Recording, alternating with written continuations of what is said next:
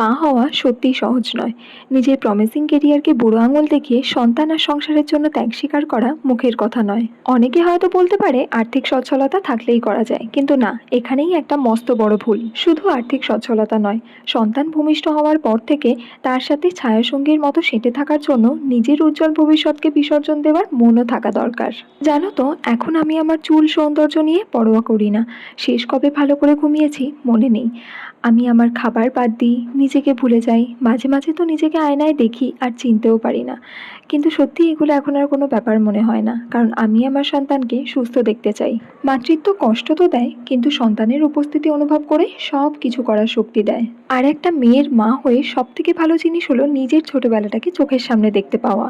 তোমাদের সাথে কথা বলতে বলতে আমার অনেক কাজ সারা হয়ে গেল, তাই ভাবলাম মাম্মামের জামাগুলো গোছানোর সময় তোমাদেরকেও একটু দেখাই। বাচ্চাদের জিনিস তো এমনিই সুন্দর হয়, তার উপর মেয়েদের জিনিসগুলো যেন একটু বেশি কিউট, বেশি সুন্দর লাগে। সেদিন সন্ধ্যাবেলা মামের দাদু ঠাম মামকে মেলা থেকে এই দুটো খেলনা এনে দিয়েছিল। আর সেদিন রাতে হয়েছিল একটু স্বস্তির বৃষ্টি। ভিডিওটা ভালো লাগলে অবশ্যই একটা লাইক করে দিও। বাই।